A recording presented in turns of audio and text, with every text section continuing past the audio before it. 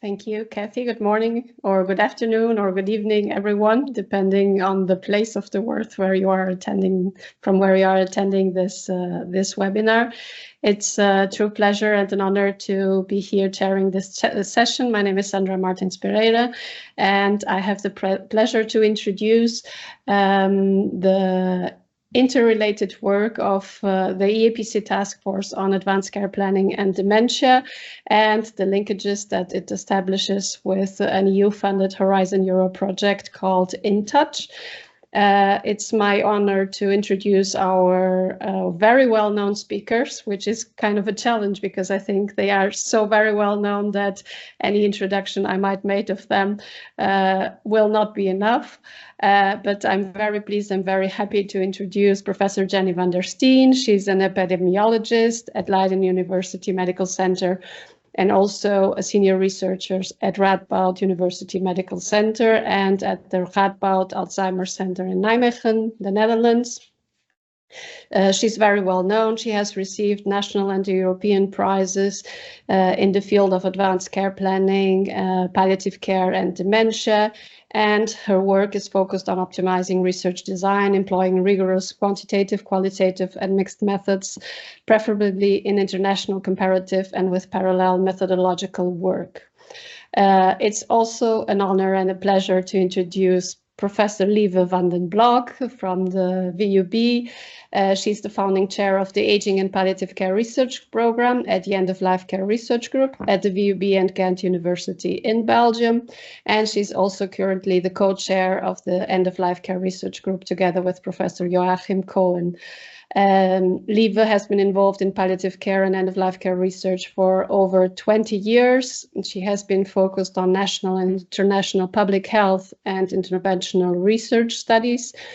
And she has partnered and also coordinated several EU-funded research projects, more recently the Horizon Europe EU Navigate project. Besides this, Lieve is a very busy person, so she's also the commissioner for the Lancet Commission on Person-Centered Long-Term Care for Older People, and she chairs the Aging and Palliative Care Reference Group of the EAPC. And because of her amazing work, she has also received numerous awards throughout her career. The next speaker will be Professor Nicola Corneli. She's currently Vice Dean of Research and Innovation at the School of Nursing and Midwifery at the University College Cork. Nicola has been the PI and the co-PI on multiple nationally funded projects in the area of dementia and palliative care, healthcare design for dignified end-of-life care, and contemporary end-of-life care issues, including advanced care planning. Currently, she's the coordinator of the Horizon Europe project known as In Touch, and which focuses on the testing through a cluster randomized control trial in 7 EU countries of a non-pharmacological palliative care intervention, about which she will share a little bit of the work that is being conducted in this amazing project. Professor Catherine Walsh, what is to say about Catherine? She's the professor of palliative care and co-director of the International Observatory on End-of-Life Care, which is part of the Division of Health Research. She's also the editor-in-chief of the journal Palliative Medicine, which is one of the premier journals in the field, and it is an international multidisciplinary research-oriented journal. Palliative Medicine is also the research journal of the European Association of Palliative Care. Catherine is also a fellow of the Queen's Nursing Institute and became an academic following a wide clinical career as a nurse, primarily in community-based settings. And I know personally that there is a lot more to say about Catherine, but we can leave it for the chat later on or for other moments. The last but not the least, the only man among all these female in this webinar is for Professor Kevin Brazil. And Professor Kevin Brazil holds the appointment of Professor of Palliative Care in the School of Nursing and Midwifery at Queen's University Belfast and Professor in the Department of Family Medicine, Division of Palliative Care at the McGill University in Montreal, Canada. His work has focused on frailty and care at the end of life, and his activities have spanned in the United Kingdom, in the European Union, North America, and Southeast Asia.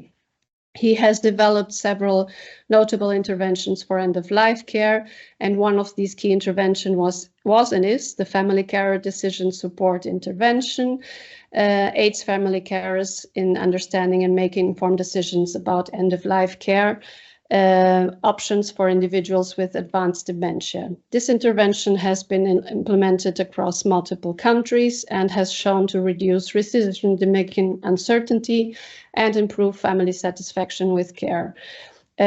Professor Brazel has also contributed to the development of proactive care for the older adult, an intervention aimed in developing personalized support plans for older persons living in the community at risk of functional decline. I have tried very briefly to present our speakers, and now the floor is theirs.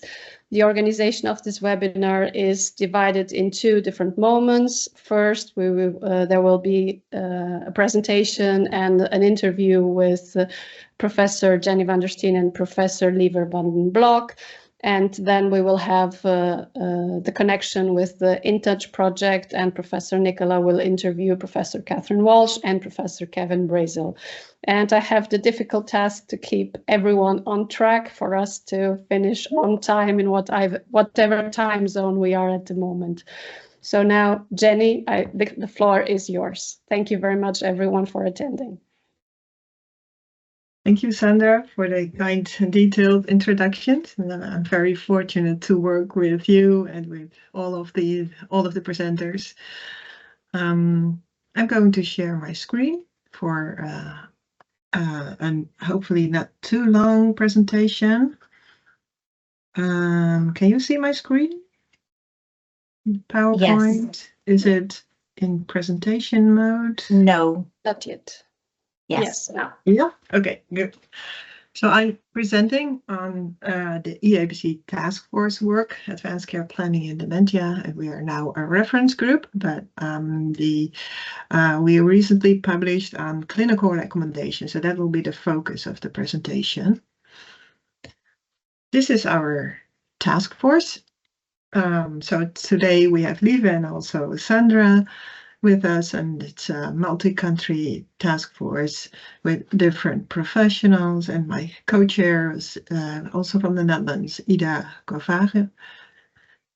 We did a Delphi study, and we actually built upon two previous Delphi studies from EAPC, one from Judith Rietjens on advanced care planning in general, and the other one was on palliative care in dementia a longer time ago. And from that work, we built a definitional framework with the Delphi panel of experts, and we provided recommendations, and also we had input from the literature and from persons with dementia. So today is mostly about the clinical recommendations. So that paper was just published in Journal of Pain and Symptom Management. And last year we published on the definition of what is advanced care planning and dementia and what's different about it. So we said it's with the person with dementia. It's not just for people with capacity, but anyway, we try to involve the person with dementia as much as possible.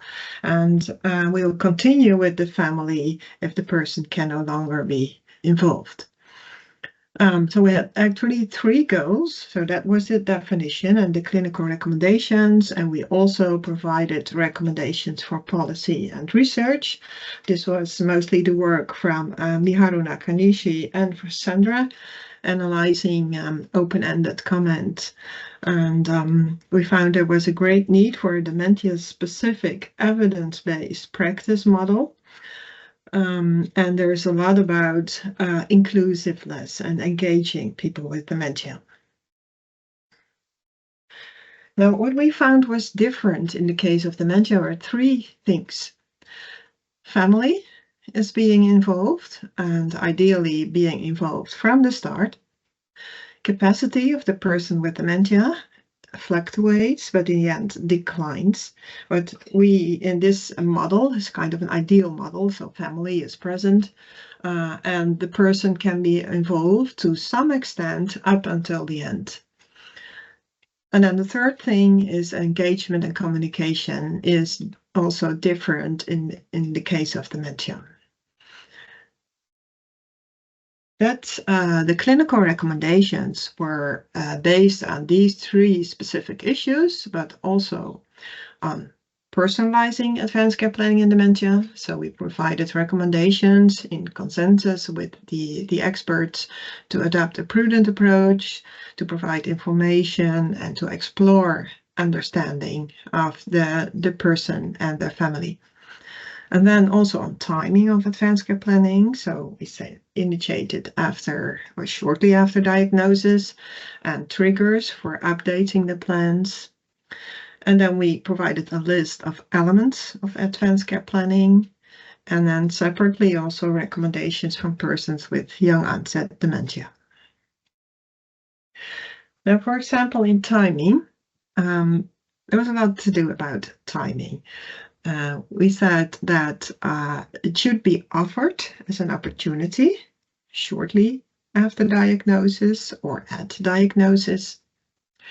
Among the recommendations from the persons with dementia was that you should really set aside time to discuss this advanced care planning because it's an uncomfortable topic. And then in engagement and communication, that's one of those three issues. We said it should take time to make sure that all agree on the purpose of the conversation. And it's also in personalizing advanced care planning that healthcare professionals should take time to gain trust, for example. And then on top of that, you need to repeat it in the case it's being updated.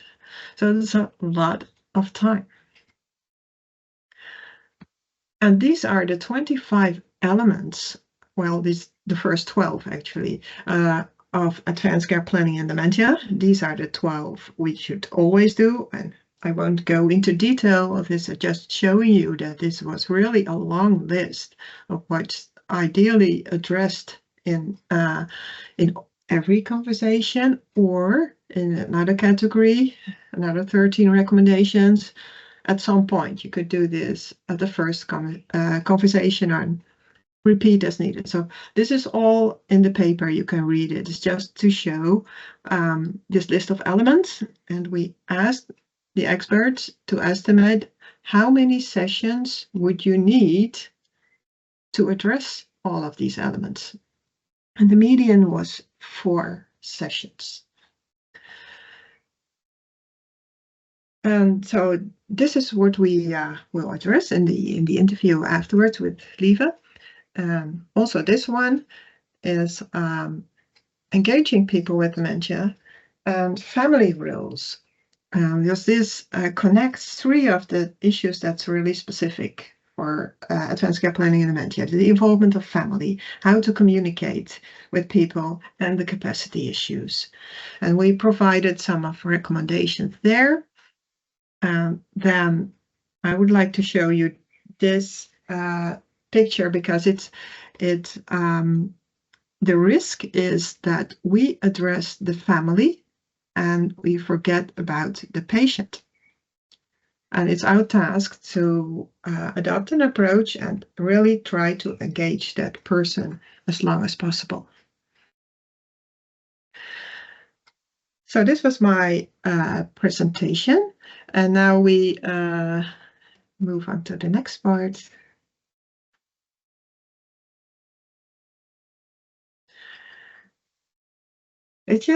I will ask Lieve, who is also part of the task force, some questions about the work we've done. The first thing, and that's very close to your interest, is that the continuing with the family. So what's their role? And it's part of the recommendations, it's part of the 3 specific issues. So how do we ensure that we hear the voice of the person? and that we avoid to continue with family only while the person can still be involved. So, and that the family truly advocates for the person. Yeah, Jenny, thanks for the abbreviated presentation. Trying to summarize 3 years of work, I think, into 10 minutes is very difficult.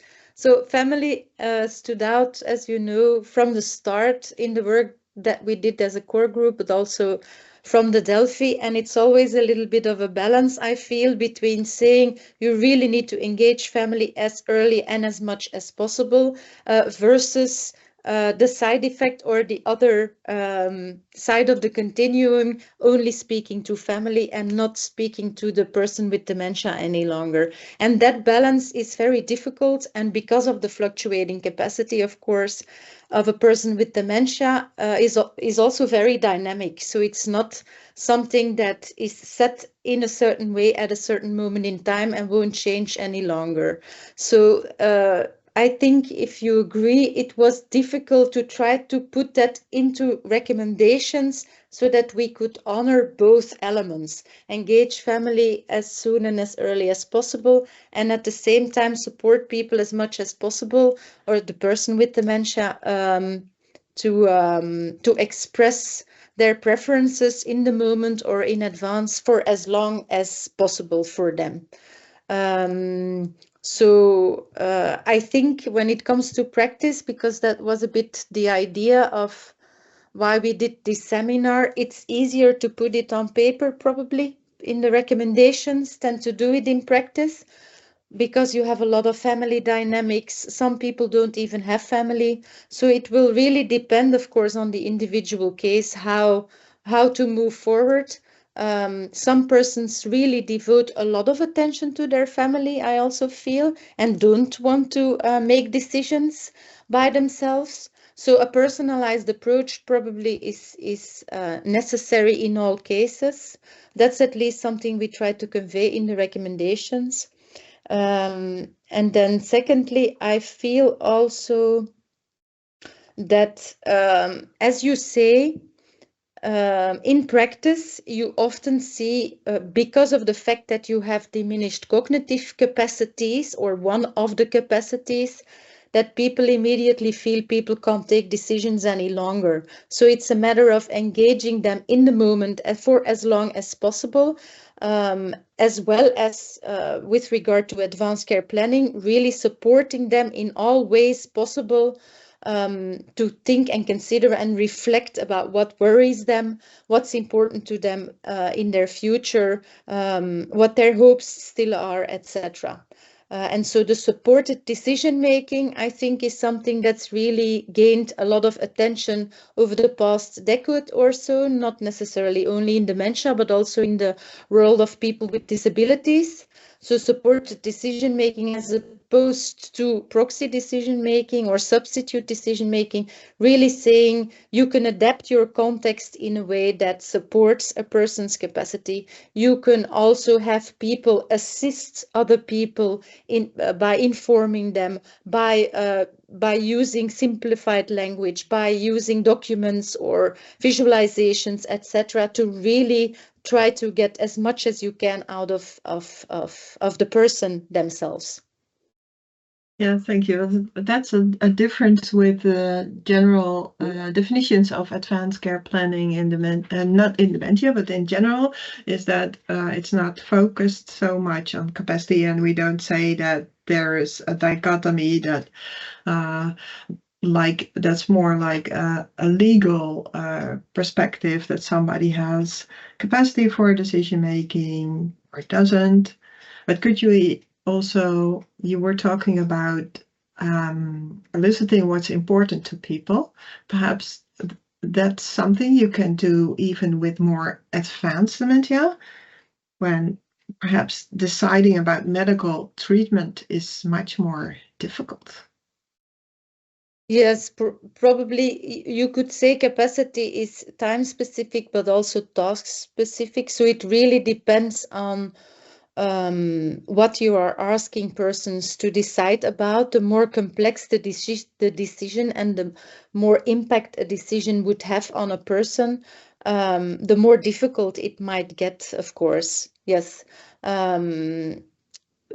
Maybe there are some clinicians here in the room today, but people who work with advanced dementia, they tend to say that if you engage with people authentically, that even if verbal communication is lost, you can still get a grasp of the direction of what is important to people.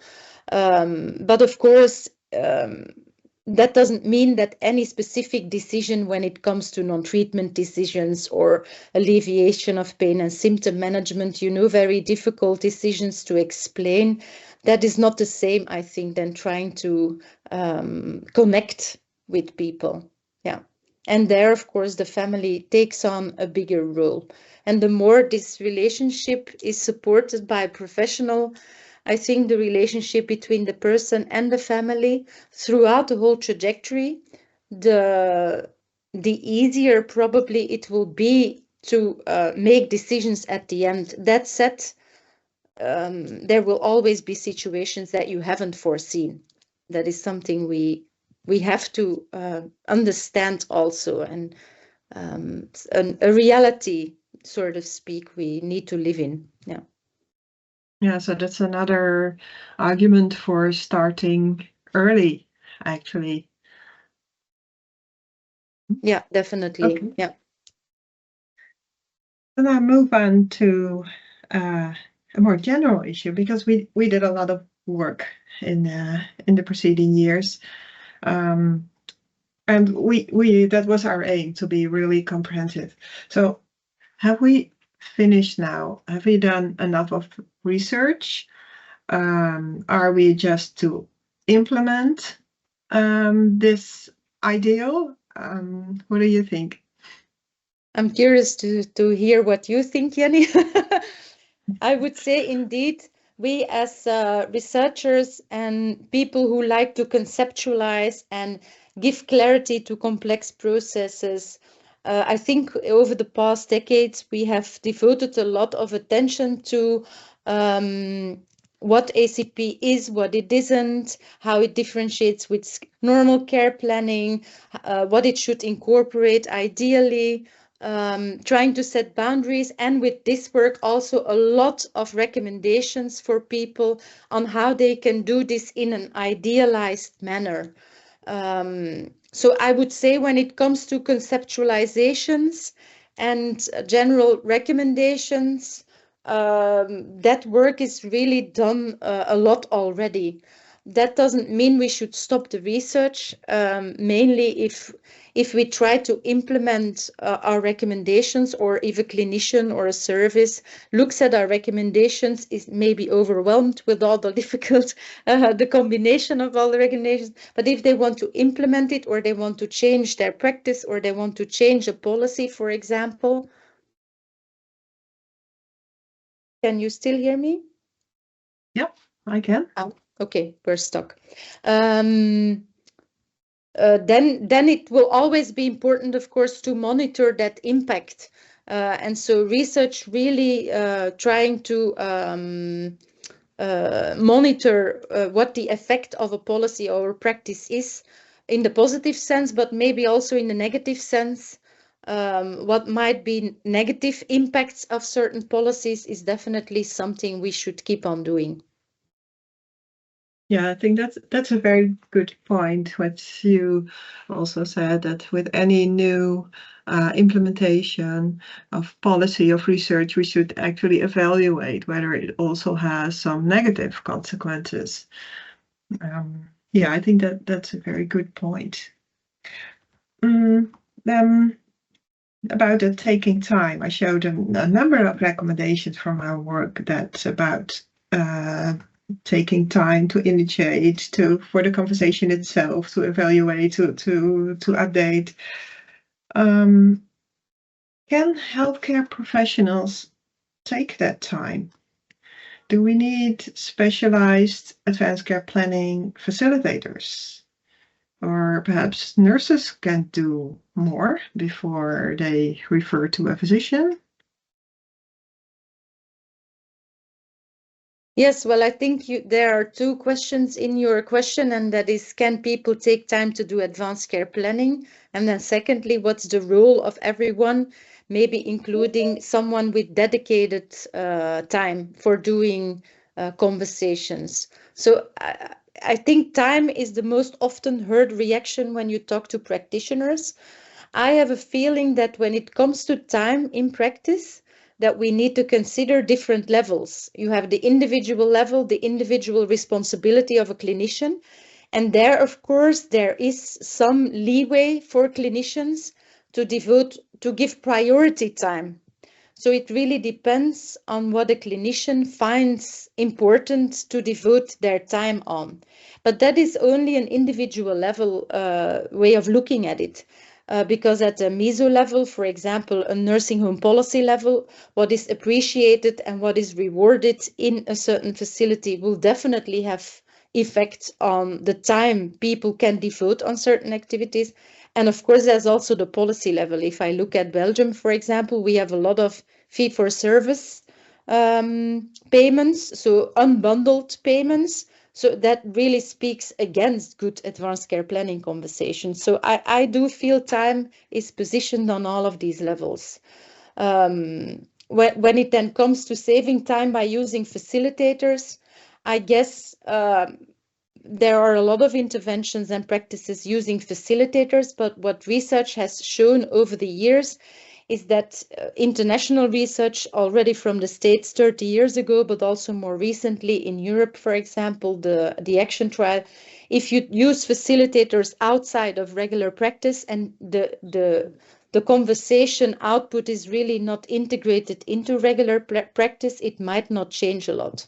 So in that sense, facilitators can have a place. For example, as you say, nurses can support GPs, for example, in doing more complex conversations, but it'll always be a responsibility of all the healthcare providers. It really needs to be more of an integrative way of working, even if you divide subtasks, so to speak.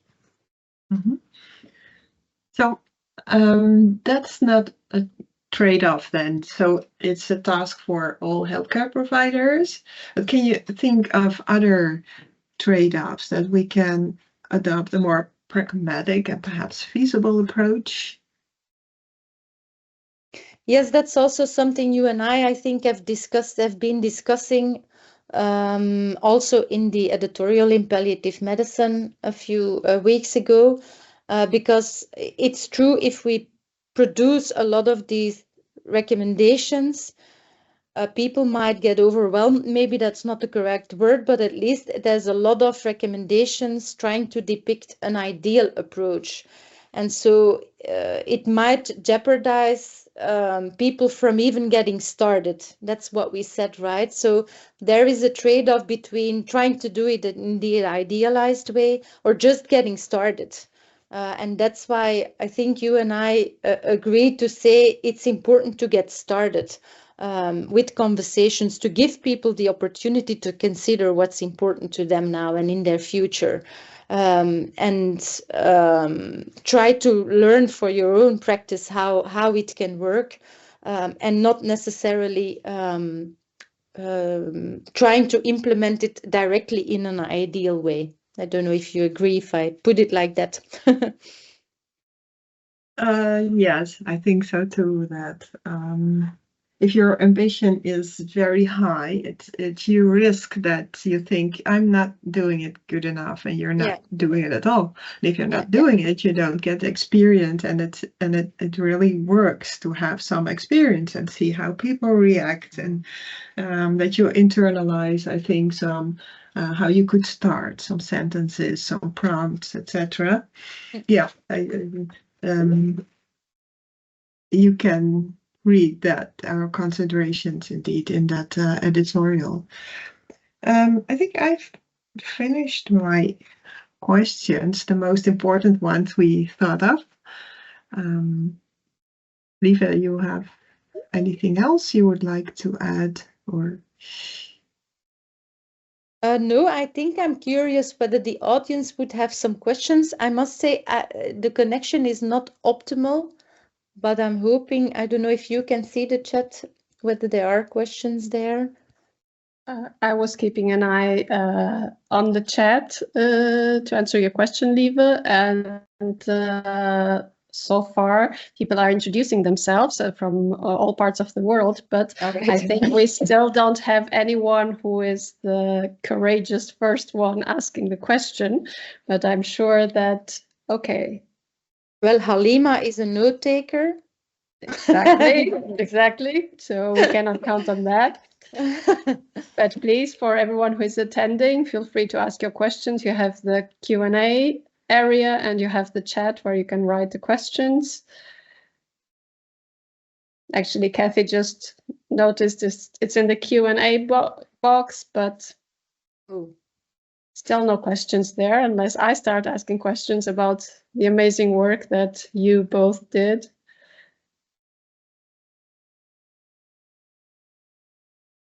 Okay, yes, we do have a question now.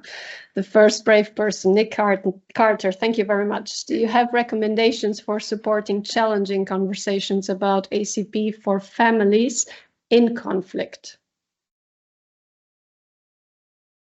Jannie, do you want to reply or should I? But I can say that in nursing homes in our country, we have one contact person of the family who is supposed to represent the family. So that perhaps is a bit easier for the healthcare professionals, although that doesn't resolve the conflict within the family, of course. Yes, and also in the recommendations of the EAPC task force, there were so many themes to look into that we didn't go into detail into specific sub-themes. This would be a very important one to consider, I think. Family is for me a broad concept, so it doesn't necessarily only needs to be blood relationships, for example. But I think in the clinic, there are a lot of examples of, especially when it comes to difficult ethical end-of-life decision-making, of conflicts and disagreements, let's call them disagreements, first, between family members. We don't have specific recommendations for that, but I would definitely see these recommendations in the same way than about all types of sensitive communication, whether it's about advanced care planning or other types of specific communication, trying to negotiate between family members, and the basic communication skills behind seeing each other's stories and trying to share those stories and facilitating that, I would say, would be the right direction. I think actually this would be an interesting area for research. Is what approaches would work and are feasible also time-wise. I haven't seen a lot of research on this. I think it's a good point. Yeah. Yeah. And if I may add, it definitely is a point where even if there are disagreements and not, we can call them disagreements or conflicts, families are suffering and each member of the family is suffering in a different way, which might emerge those disagreements on what they perceive as being the best for their loved one. So it's definitely another area for research. We are gradually running out of time, but there is still one question in the chat, which is whether the use of morphine is considered as part of ACP or the use of opiates for pain relief. So it's a very specific question. In our recommendations, we don't specifically address that, but I would say advanced care planning can also include conversations on attitudes towards opioids. If you want it to be, I would say that maybe some patients would bring it up themselves. Whether you as a clinician would need to bring it up, I'm not sure whether that's necessary. I think there are so many different types of specific decisions that you might need to take at the end of life. it would be overwhelming to consider all of these details. That is, I also feel that that's the reason why advanced care planning has been positioned as a broader process. But of course, some people find it very important to stay conscious, for example, for as long as possible. And the use of opioids for pain relief would definitely have an impact on that. So these trade-offs can definitely be considered. But I wouldn't say it's a necessity. That's always very difficult to try to define or delineate specificities in general recommendations, because every person and every family can be so very different, and of course the background that people have, the culture that they live in, the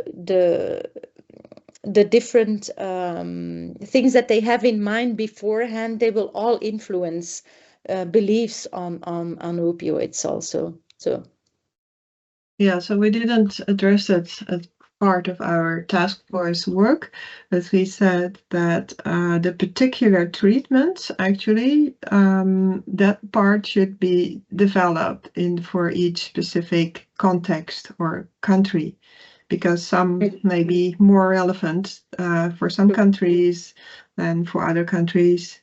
For example, in the Netherlands, we would not, in the nursing homes, we would tend not to address tube feeding, because it could be perceived even as an option that you get people with dementia get tube feeding, and that's what actually our physicians would like to protect the patient from.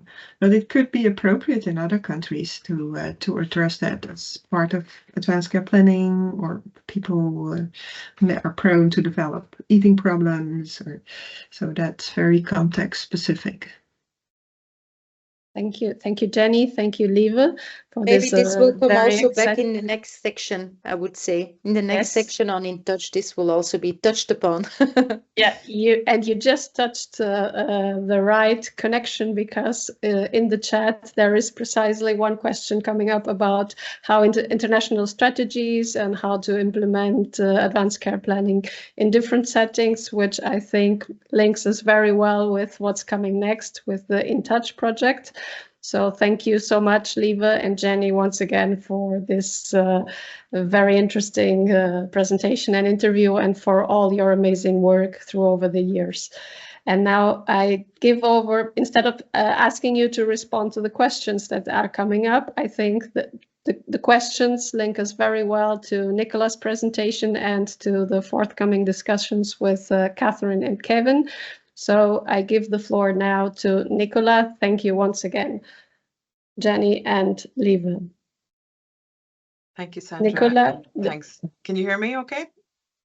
Yes, perfect. Marvelous. Okay, perfect. Yes, some interesting questions coming up there in the chat that we can possibly bring through to the second part of this webinar. So thank you very much. So I'm just going to share my screen, and I'm going to provide just an overview of the In Touch Horizon Europe funded project that we're currently working on as part of a consortium. So just share there now. You can see that fine?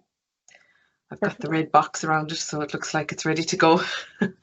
Ready to go. Perfect, thank you. So just in terms of, I'm here today really presenting on behalf of a very large consortium. There's over 50 researchers involved in this project, and it was funded by the European Commission last year as part of a Horizon Europe call in terms of palliative, burdensome palliative care disease in the non-oncology space. So that was the stream in which we received funding for this project.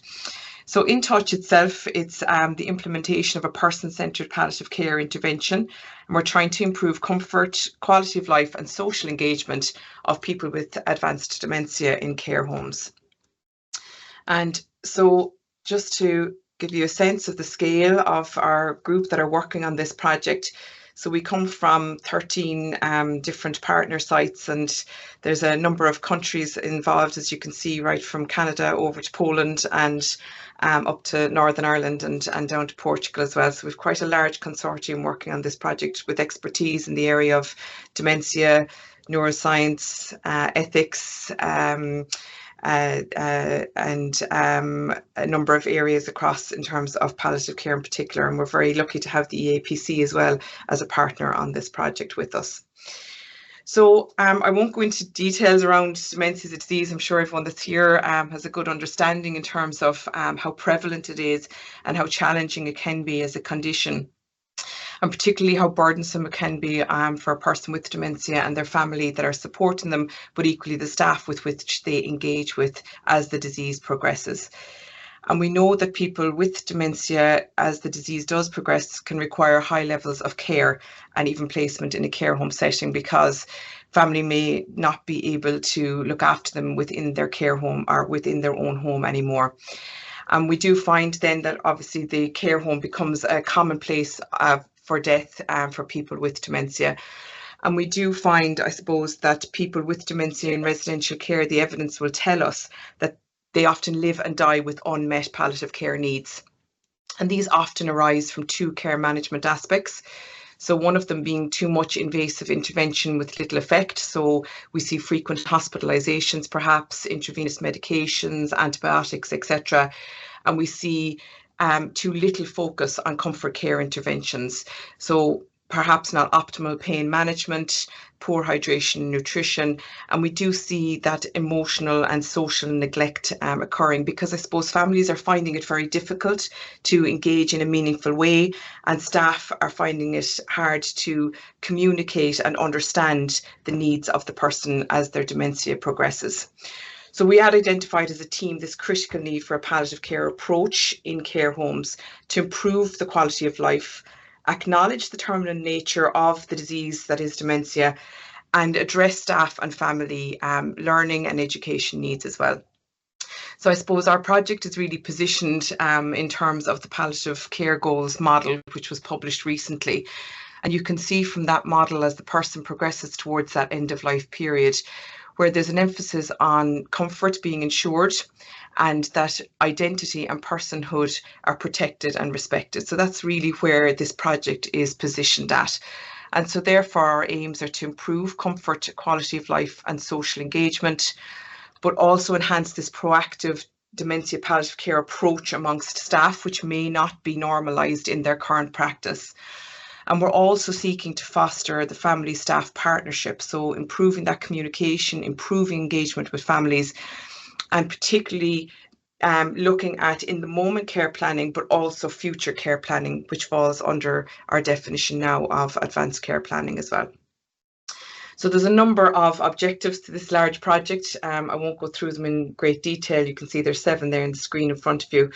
But at the moment we're in the kind of first couple of phases of the project, whereby we're adapting and customizing the intervention.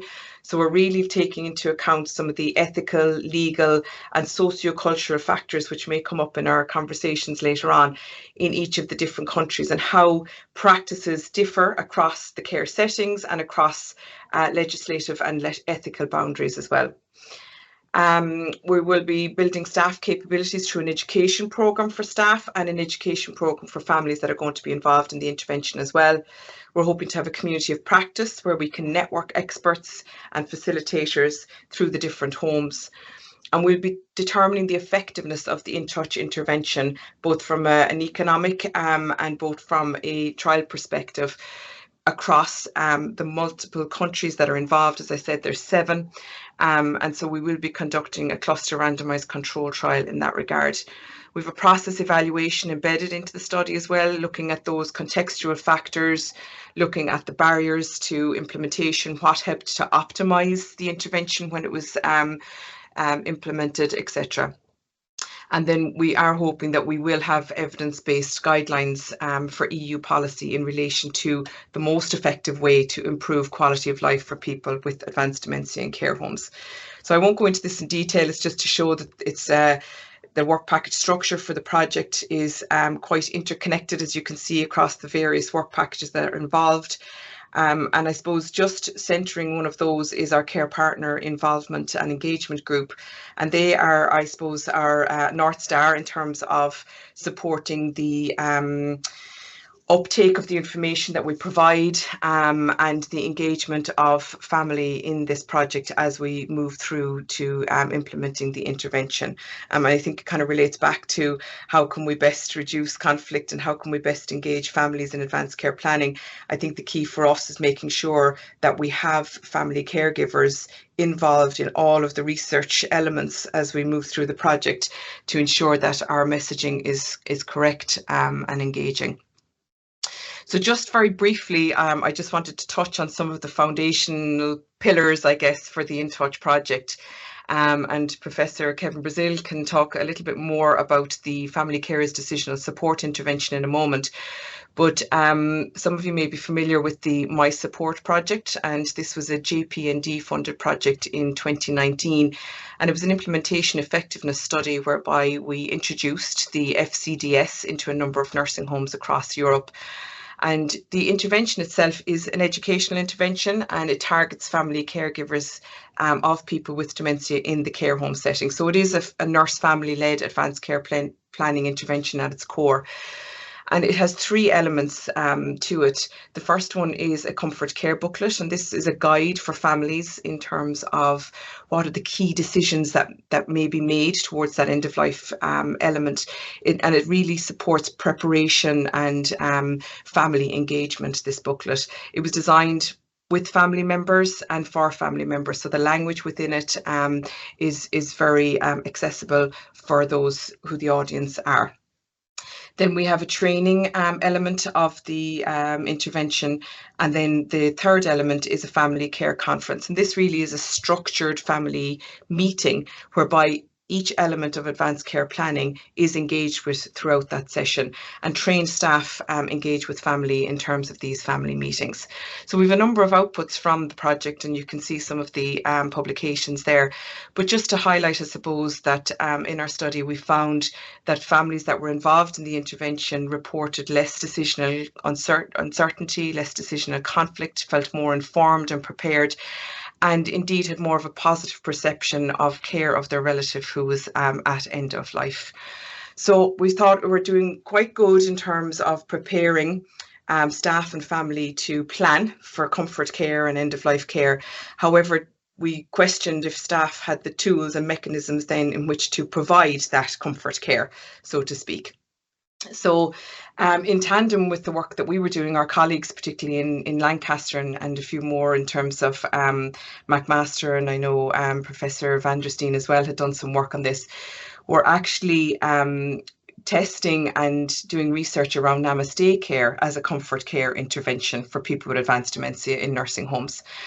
And Namaste care, for those that don't know, is a pharmacological palliative care intervention. It's designed to engage people in meaningful activities. It's designed to promote comfort, and it's basically where people with advanced dementia partake in daily multisensory group-based activities. So it's optimally done in the nursing home twice a day for up to 2 hours. And people are in a setting where they are engaged in activities that are important to them, that are person-centered in the approach. They may have a massage, they may have music, they may have a book read to them, that's their favourite book, they may have food, treats and hydration, etc. So it's very much a personalised approach, however it is in that group setting in order to have that social engagement element. But I suppose our colleagues had identified that the family meetings, while they are an essential element to Namaste care, they may not be optimised enough in terms of future care planning. So those family meetings were very much around the co-design of the multisensory activities. So looking at the preferences of that person with advanced dementia in their day-to-day care.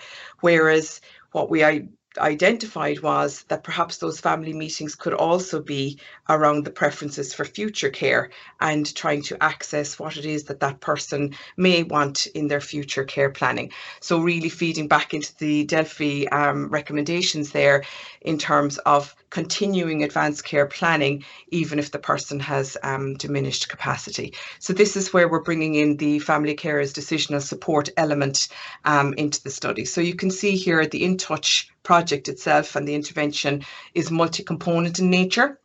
So it has the family carers decisional support intervention, which is focused on future care planning with family. And it has the Namaste care element, which is focused on providing care in the moment and planning for those daily sessions. So really, we're hoping that this cohesive intervention very much gives staff a toolkit to action all elements of person-centred palliative care with advanced dementia in the care home setting. And we've mapped it onto the 6S model for person-centred palliative care, and you can see where Namaste and the family carers decisional support intervention really encompass all of those elements that we are trying to achieve. So just in terms of the what does In Touch look like in practice? So you can see here as what we've done in the first while is we have developed guides for staff. We're developing training handbooks at the moment, and we're incorporating and updating some of our tools from the FCDS project that we've undertaken in the past. So in terms of the process itself, we as researchers will support the staff to engage families in a collaborative manner. We'll provide training on how to conduct the intervention itself. We'll support staff in identifying residents, helping them gather those family histories through the meetings that will be set in the homes. We'll support staff to prepare an In Touch space whereby the multisensory group activities will take place. We'll train staff on how to conduct the family meetings. We anticipate a minimum of 2 meetings with family, 1 in order to plan for the day-to-day care, and 2 in terms of advanced care planning for future end-of-life decision making. And then we support support the staff in terms of conducting the daily sessions, and we'll do that through the practical guide that you can see there on the screen as well. So our logic model is a lot of information here, so I'm not going to go through this. We're currently developing this and we're working with our care partner advisory group. This logic model is based on theoretical and empirical literature over the past number of years. But I just wanted to show you in terms of the context of today's webinar, just some of those outcome measures around staff, residents and family, where we're focusing on advanced care planning and hoping to improve staff engagement in having those conversations and increasing the documentation as well of those care planning. I see a question coming up saying, how do we ensure that information is retained and used in the future? And I suppose the importance of documentation there is key. And then also looking at family in terms of making sure that they are involved in the care planning process and that they feel confident really that their residents' wishes and preferences are being adhered to as they move to end of life. So again, I won't go through our assumptions and things. I just wanted to show you how In Touch is building on optimizing the recommendations from the Delphi that we had just presented earlier on in the webinar. And you can see there's a number of areas whereby we see family as a central element to advanced care planning, and also how we are moving advanced care planning forward, as we said, even though the person themselves may not have the opportunity to be involved. So just in terms of the overview of where we're at the moment, it's a 5-year project, the In Touch project is. So we're currently in year 2 and we, as I said, developing all our guides at the moment and doing some of our training elements, etc. And we'll be moving forward next year in preparation for our cluster trial, which will take place across 56 care homes across the 7 participating countries. So you can see some of that detail there in terms of the phase 2 aspect. So in terms of our expected results, as we said, we're trying to improve quality of life. We're trying to reduce some of the non-cognitive symptoms of dementia. Our primary outcome measure is discomfort, and we're using the DISTAT scale for that. But we're also trying to support, as we said, that social engagement and also involving families in the multisensory activities and group-based interventions. We do see this project really pushing the boundaries in terms of involving family in shared decision making, creating opportunities and a structured way in which family can be involved. And then of course increasing staff capabilities, their confidence, their knowledge around advanced care planning, but in general in terms of dementia palliative care in long-term care settings. So this is just a link to our website, which would be great if people could log on. and reach out to us. We also have a Dementia Care Helix as well, which supports the engagement of researchers that are interested in this area. And we have a Dementia and Palliative Care group, which is a specialist group in terms of the Irish Hospice Foundation. I need to give that a plug as well, that we're working on. So it'd be good if you could reach out, and you can see our contact areas there as well. So thank you, Sandra. That's that part. And I know we'll move on to the interviews next with Catherine and Kevin. So I'll stop. Thank you, Nicola. I think the floor continues to be yours with the interview, because you're in charge of interviewing Kevin and Catherine. So thank you, Sandra.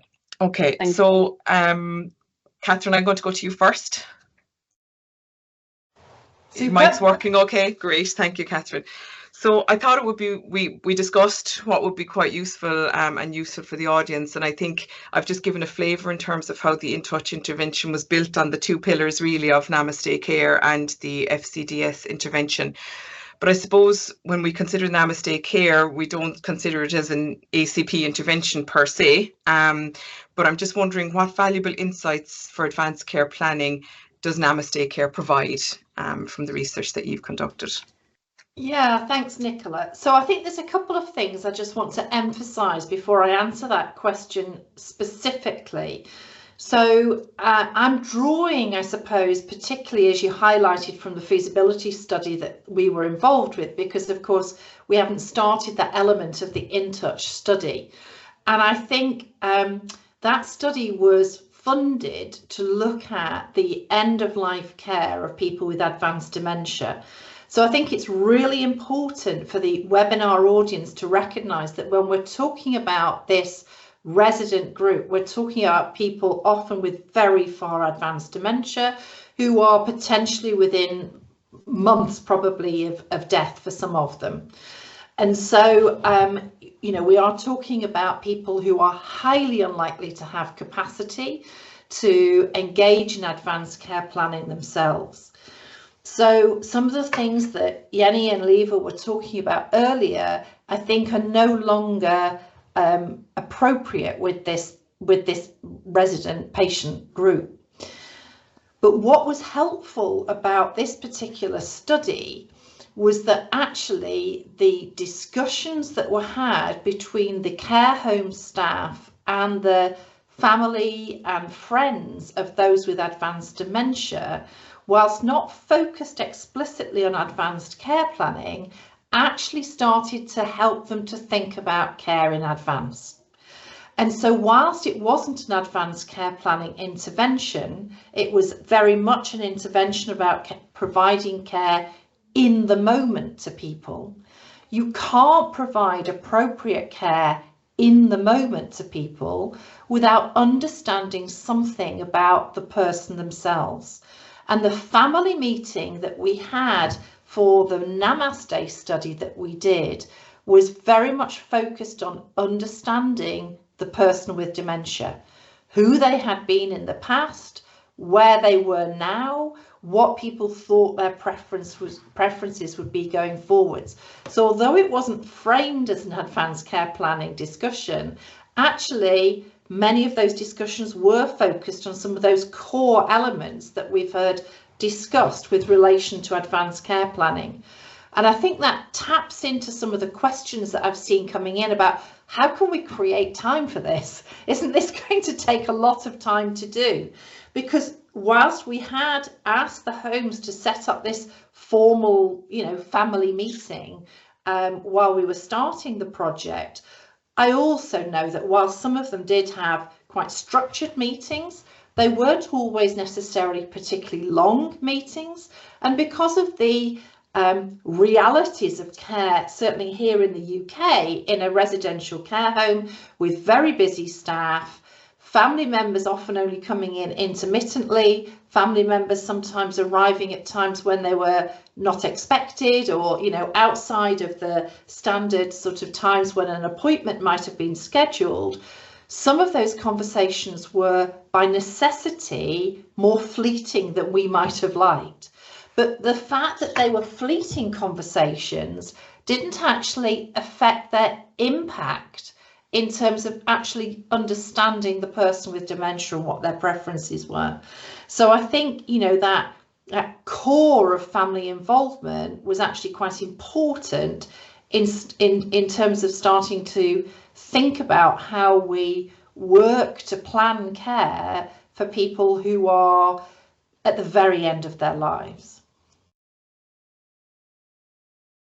Yeah, thanks, Catherine. And actually just picking up on the you know, some of these conversations being framed and not framed. And I had a class last week about advanced care planning, and when we actually went around the classroom and we discussed elements of advanced care planning, a lot of those in the class were doing it on a day-to-day basis, but they just weren't labeling it as such. So when we talk about treatment and care preferences, when we talk about someone that may speak on someone's behalf should they lose capacity, when we talk about goals of care, you know, there's so many elements. It's just putting all of those pieces together, isn't it, and framing it as such. And I think that's something that's key to take away from this, because when you look at some of the recommendations, it can be overwhelming as to how you could possibly cover all of this in a conversation, in one family meeting. Yeah, exactly. And I think it's also worthwhile just flagging that what we were talking about there is advanced care planning, and it's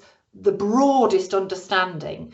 You know, these people may well have had formal advanced directives. They may well have had, you know, do not resuscitate, you know, forms in place, etc. We weren't talking about that very formal, legalistic sometimes approach to advanced care planning. We're talking much more about those softer, perhaps is the word, conversations about understanding somebody and their care preferences towards their end of life. Thank you, Catherine. So I'm just going to bring you now to the review that was recently published in relation to implementing Namaste care in nursing homes. And we can see that it, you know, it presents many challenges, but also opportunities for improving quality of life in residents with advanced dementia. But what findings from that paper would you like to highlight today, or that, you know, you would want to identify that we should consider when we're looking to incorporate advanced care planning in that structured and more purposeful way than has been in previous Namaste research? Yeah. So as Nicholas said, the team here, primarily at Lancaster, but also across the project, looked at the existing evidence on Namaste care. So again, this was a focus on Namaste care, looking at how the existing evidence was focused on how Namaste care could be implemented. So this was a systematically constructed review, and we actually include 25 studies. So this is studies, not just the feasibility study that I was involved with, but a number of different studies across different cultures and different contexts. And I think that's quite important to highlight, and certainly is important for some of the questions that people have asked about the cultural context, but obviously also for In Touch as we go forwards, because it is being done across a number of different countries in Europe and beyond. And I think there were several key things that came out of that review. So one of the key things was about just better relationships between the family and the staff within the care home that had been facilitated, not just as a result of the formal family meeting or these fleeting conversations, but often because of the actual delivery of Namaste care and the involvement of the family and friends and other visitors in delivering Namaste care. And it wasn't just about relationships, but actually trust. And I think trust, when we're talking about caring for people who no longer have capacity to make their own decisions, is actually really important. As a family member, you are entrusting the nursing care home with the care of somebody who could be very precious to you. And actually, if you are entrusting them with caring for that person towards the end of life and meeting the you know, the what might be in an advanced care plan for somebody towards the end of life, trusting is going to be really important. that you actually know that they are going to provide the highest possible quality care that meets the, you know, the outcomes of the discussions that you may well have had. I think because Namaste Care often will, not always, it's not inevitable, but often involves the family members, they then became more involved in the life of the care home, and that perhaps, you know, goes on to being more involved in some of those discussions about advanced care planning. But also the communication was better, and they felt that staff were more involved in the sort of, you know, the emotional aspects of care for the people there. So again, you know, whilst it wasn't an advanced care planning intervention, the results from the review actually showed that, you know, where people were feeling a bit uncertain, where there might be particular, you know, conflict, it could be burdensome, that actually the intervention smoothed some of that. It didn't take it all away. Of course it didn't. We're talking about some really difficult care contexts for people here, but it did foster that sense of partnership in care. And I think that partnership is actually really important when we start to think about advanced care planning. Thank you, Catherine. Yeah, partnership approach and trusting and building those relationships. I'm sure Kevin will probably deal with some of that actually when we move to the FCDS element as well. I'm just wondering as well, though, Catherine, you're heavily involved in the cultural adaptation of the in-touch intervention, you know, and I'm just wondering, did you want to speak to, you know, the importance of that in terms of an intervention such as advanced care planning, and what are some of those cultural challenges that we've found across the different countries thus far?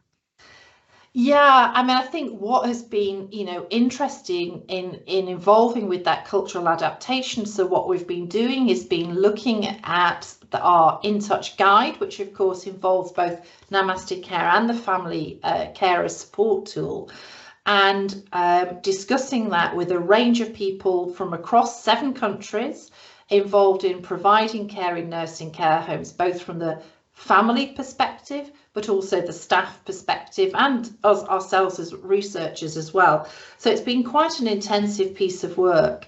And I think we're learning some very important things about language. Even, you know, when we talk about a term in this context, such as advanced care planning, what do we actually mean by that? And you discover very rapidly that people mean very different things by the terms that we think are shared. So that's been quite important.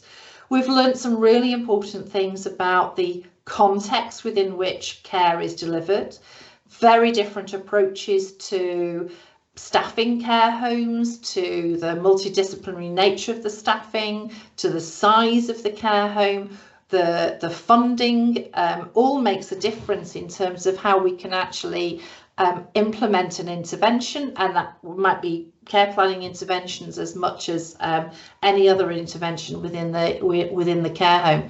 So we've had to pay a lot of attention to things like language, to things like making things understandable when they are translated into other languages. So it's not just about a shared English language, which we're speaking today.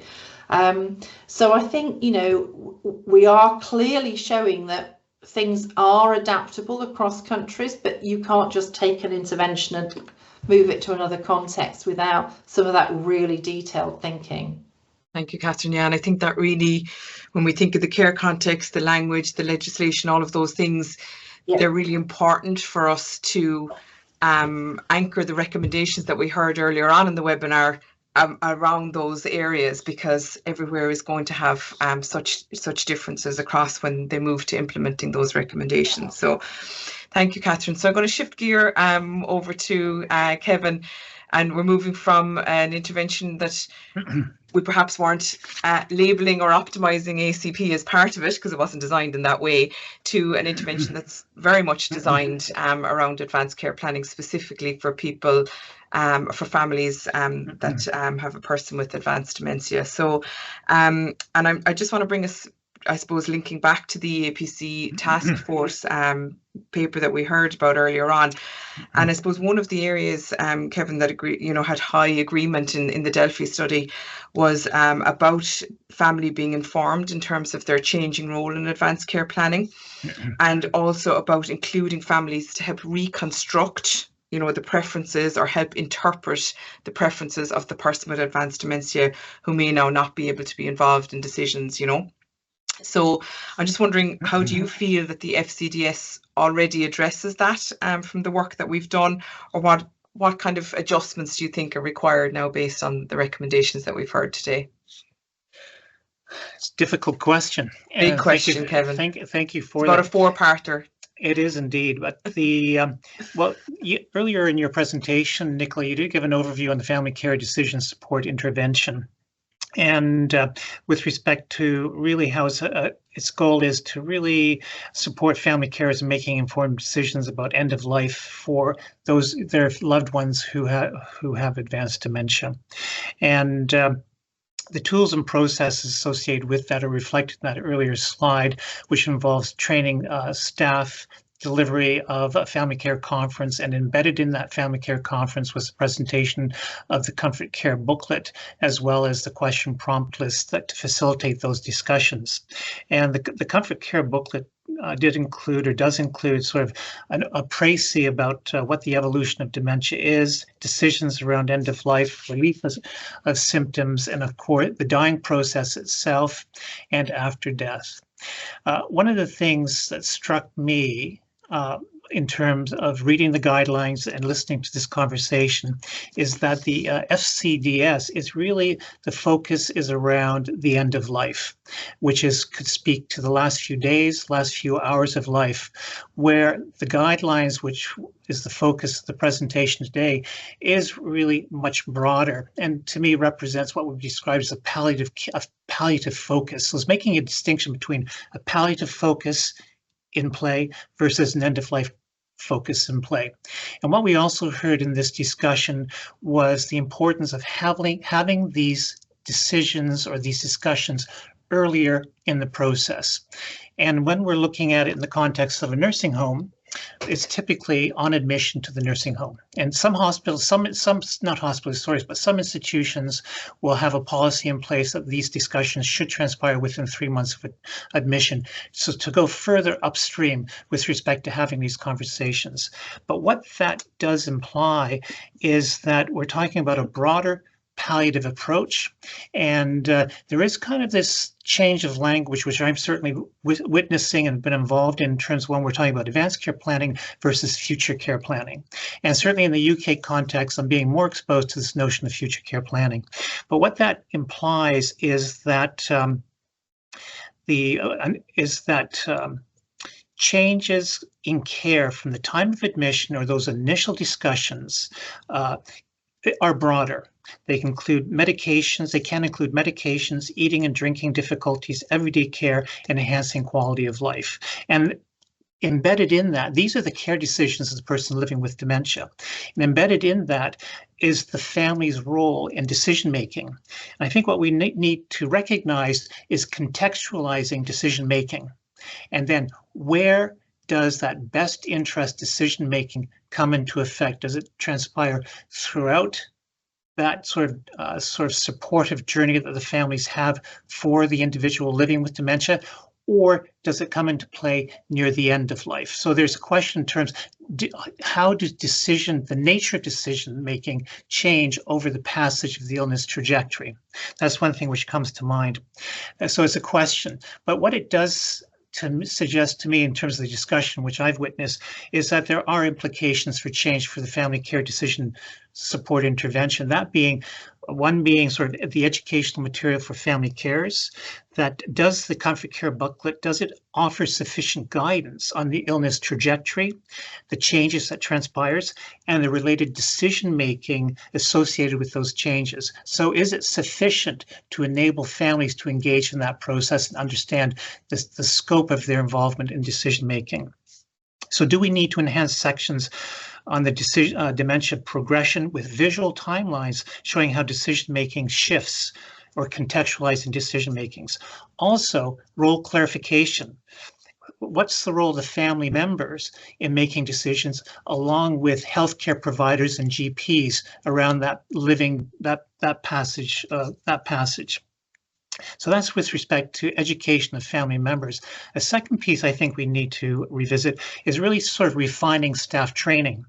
And are we talking about enhanced communication skill training and to support families in their decision making, specifically when we're asking them to represent the interests of their family member as opposed to sort of recognizing their own preferences versus what they think the preferences of their family member is. That speaks to me that we're talking about advanced communication training and skills on the part of the healthcare provider who's conducting these family care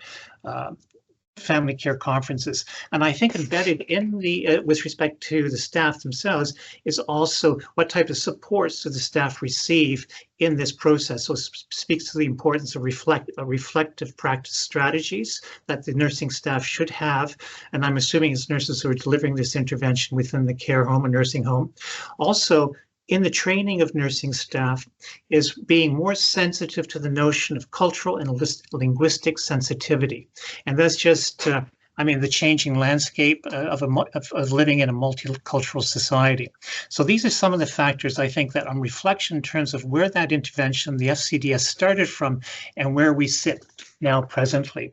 Also, I think it has implications in terms of how the Family Care Conference is conducted in terms of tools for documentation to help families and staff collaboratively interpret and record evolving preferences of care over the passage of time. And then, of course, it's always this notion of evaluation and feedback. What type of iterative loops are built into the process so that there's a continuous quality improvement process that the staff can learn from in terms of moving forward. And the reflective practice agenda could sort of support that. So I think, to answer your question, I think that no, I don't think the FCDS is fit for purpose given the nature of the discussion which we've witnessed today. And like everything else, there's always room for improvement. So these are some of the things that come to my mind listening to today's meeting and reading the guidelines. Thank you, Kevin. I think you raised some really interesting research questions as well as some practical questions. And I think looking at the nature of decision making and how that changes over time from transitioning into the nursing home right to that end of life piece is extremely interesting to uncover a bit about, because I know in the My Support study we did have family giving us feedback on the Comfort Care booklet saying it was trying to encompass everything from start to finish, and some of them did feel quite overwhelmed with the amount of information that they felt there was some decision making specific to the start of the journey, and others that was very much at the end, and depending on where they were at, they found some information very relevant and some not so relevant. So I think that's a really interesting area to discover, and perhaps we'll unpack some of that in the In Touch study as well. And I think the role clarification piece is quite interesting, because I saw that coming up on the chat as well in terms of people having questions around family, within family conflict or within family crisis, as well as that staff family conflict that may occur as well. So I think we just have time for maybe one more question to Kevin, if that's okay. And Kevin, I'm just basing this on the case study paper that I showed on one of our slides in terms of implementing a family-focused advanced care planning intervention into care homes. Like you saw, some of our assumptions that we have are to improve skills, to provide confidence, etc., to staff to engage in these conversations. But just from an organisational perspective, what were kind of the key findings from that case study that we conducted in terms of the implementation of a programme such as this into care homes? Okay, well, first, introducing innovation to care homes and nursing home environment is fraught. We all know that. And but there's a few things to consider. One is, I think the first thing is the nature of the innovation itself. And the question here is, how do these guidelines operationalize itself into a meaningful intervention? And how's it insert into the care home? One thing, and that we're talking about coverage here. So we know nursing homes, most individuals in nursing homes are living with dementia. A fewer number actually have a formal diagnosis of dementia.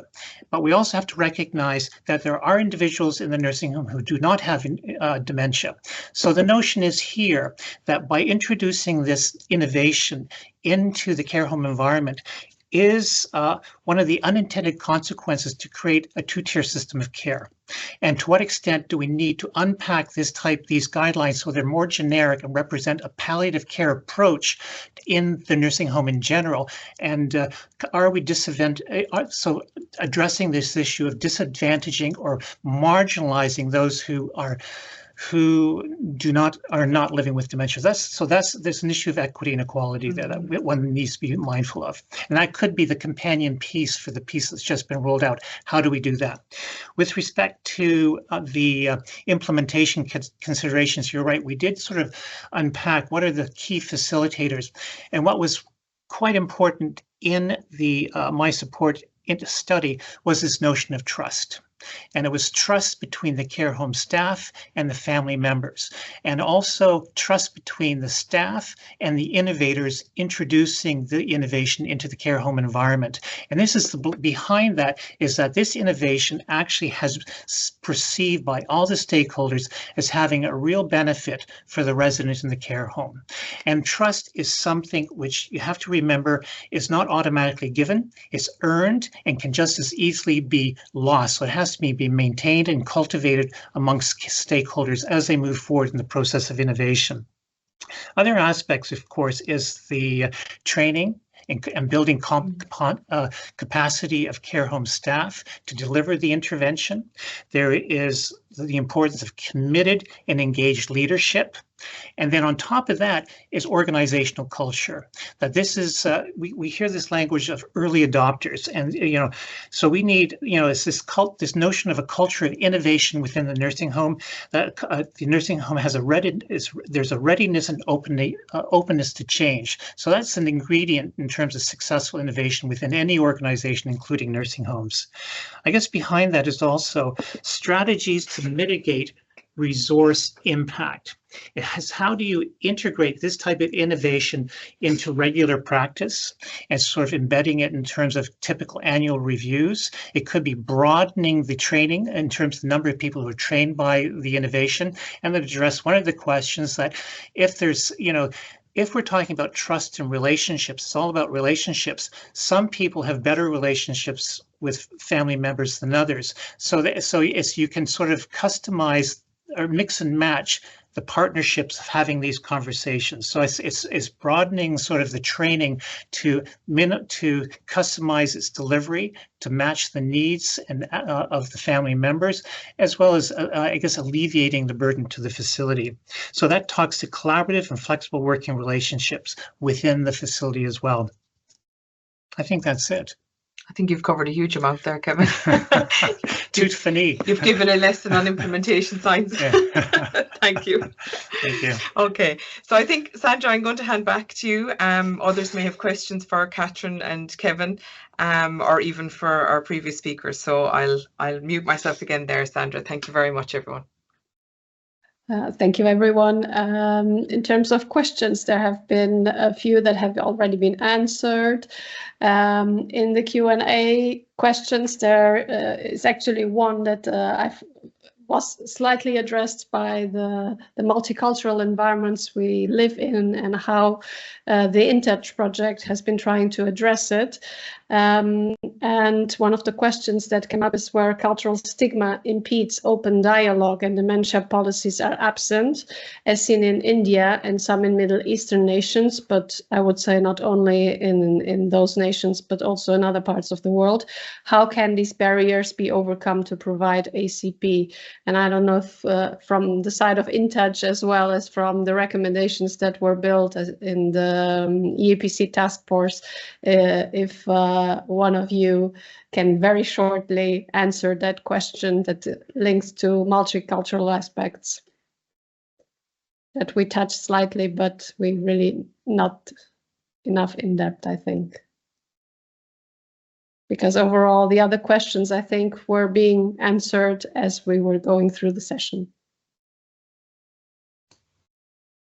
I think it's a really interesting question, and one which I think it's hard perhaps for some of us to give an answer, because, I'm based in a Western, society, and whilst here in the UK we have you know, a large population of people from India and Middle East, we tend not to encounter them in our nursing care homes in great numbers. So what I understand that there are huge cultural differences in terms of what is appropriate, and huge cultural differences in terms of you know, the sort of involvement of family and, you know, who is making the decisions. And I think the one thing I would say is, please don't look at this as trying to put a Western-centric intervention into a non-Western context. And I think that we just need to be so careful and clear about that, that often we're trying to look at research that happened in one context and just assume that if we adapt it, it's going to work in another. And I think the only answer I have to that question is just be really careful, because actually it may well be that it is not an appropriate intervention at all in some of those other cultures and contexts, or it needs some serious rethinking and empirical research and implementation research to actually understand whether in fact there may well be some serious unintended consequences. So I think, you know, proceed with caution, I guess, is my answer to that question. Thank you so much, Catherine. And I think with this take-home message, we are just about on time to sadly finish this excellent webinar. I can only thank you all, to all the speakers and to all the participants in the session. It was an honor and a pleasure for me. So hope to see you soon. And thank you, the EAPC, for organizing this.